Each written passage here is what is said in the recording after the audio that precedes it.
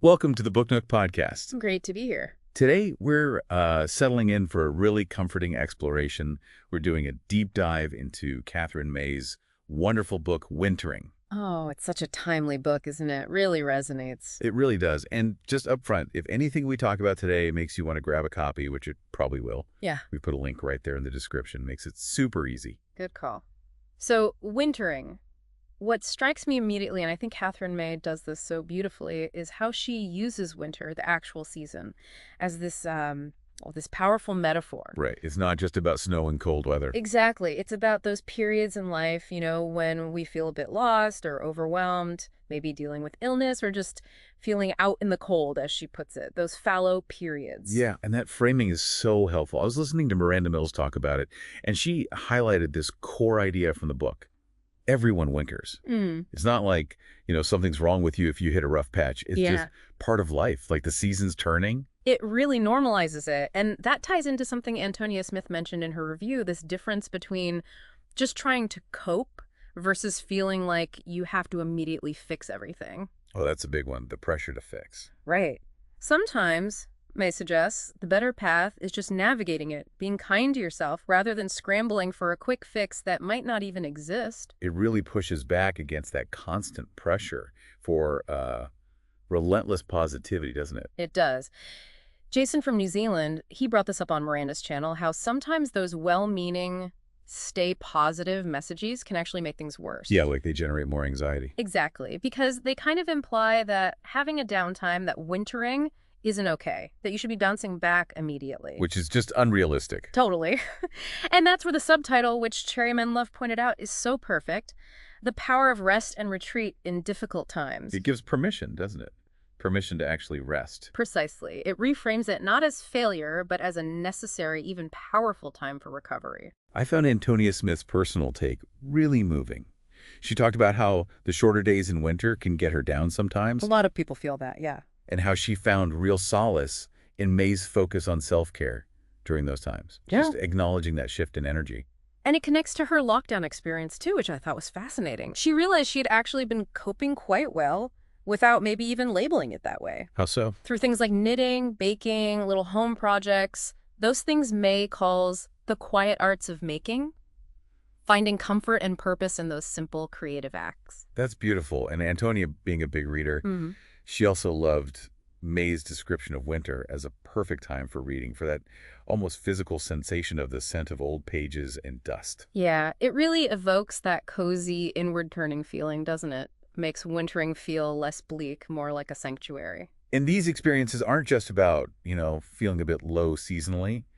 Cherry Menlove shared her own experience. Right, during her husband's illness and her own challenges that followed. That was definitely her wintering. It shows how varied these periods can be. It could be illness, bereavement, job loss, burnout. Like Jason's experience in academia.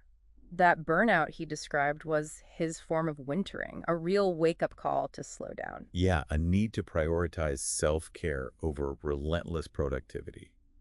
It wasn't necessarily sadness, but just hitting a wall. And the book itself, the way it's structured, Antonia mentioned this, going through the months, offering specific thoughts or strategies. It feels like a gentle guide. It does. And that chapter on light, discussing seasonal affective disorder or SAD, that's so important. Definitely, bringing that into the open. And the practical tips, too, like the sunrise alarm clock. Oh, yeah. Antonia mentioned her mom got her one. Such a simple thing, but gently bringing light into the dark mornings. It's like a really kind thing to do for yourself. It really does. And then there's the maybe less gentle, but equally powerful stuff, like May's winter sea swimming. Yes, in Whitstable, both Antonia and Kate Kellaway mentioned that. Rave.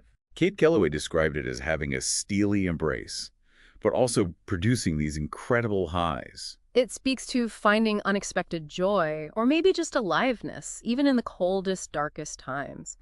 Pushing your boundaries a little. And May doesn't just rely on her own experience. Cherry Menlove highlighted how she weaves in myths, folklore, different cultural traditions. Yeah, showing how humans have always grappled with difficult times, finding different ways to make sense of them. It connects us to something bigger. It's not all heavy going, though, is it? Jason mentioned there are moments of humor, too. Oh, yeah, like the sauna story. A little bit of lightness is essential, I think. Absolutely. Yeah. And I loved the discussion about the ant and the grasshopper fable. Ah, yes, Vanessa from the Czech Republic brought that up. May's take is interesting. Instead of just praising the industrious ant, she sort of questions if the ant missed a chance, right? A chance for a trade, maybe, or just kindness. Exactly. It subtly encourages tolerance and maybe looking beyond just pure productivity or preparation. A bit more empathy for different ways of being. And for fellow book lovers, Miranda Mills and Victoria from the USA really enjoyed all the literary references woven in. The Christmas books, ghost stories, children's literature. It adds this lovely, comforting layer. Victoria also talked about finding peace in those really early pre-dawn hours and in repetitive things like knitting. That echoes May's themes, perfectly finding calm in the quiet, in simple rhythms when everything else feels chaotic. Those little anchors. Antoinette from Canada summed up those quiet pleasures really well.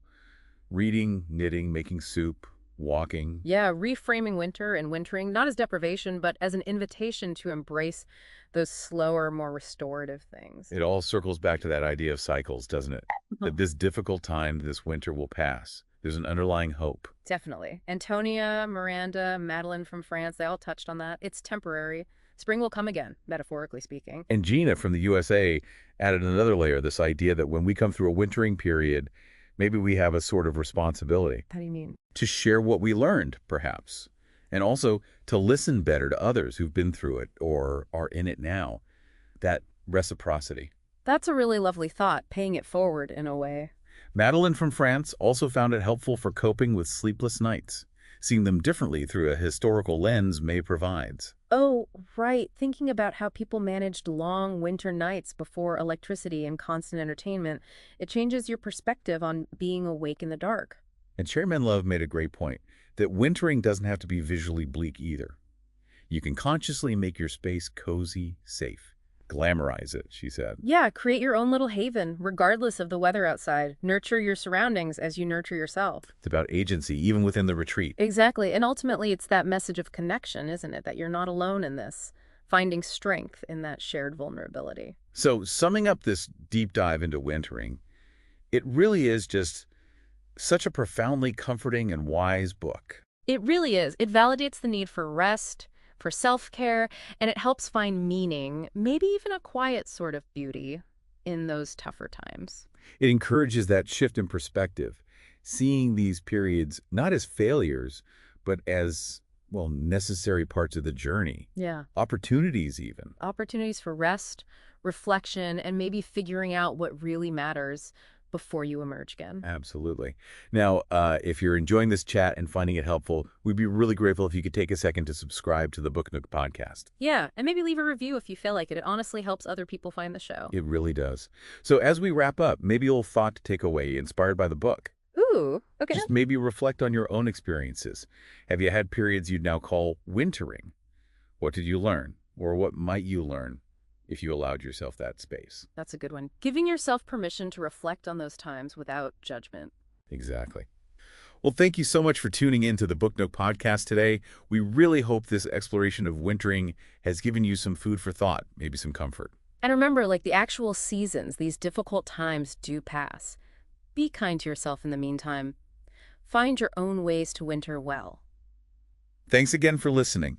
And don't forget, that link to get your own copy of Katherine May's Wintering is right there in the description. Definitely worth a read. We'll catch you on the next deep dive.